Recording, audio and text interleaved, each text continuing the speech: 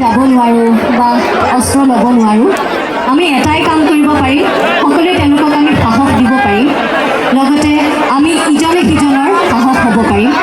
গতিকে সেই সকলো জোৱানসকললৈ মই শ্ৰদ্ধা জ্ঞাপন কৰি গানৰ এটি কলি ডেডিকেট কৰিব বিচাৰিছোঁ।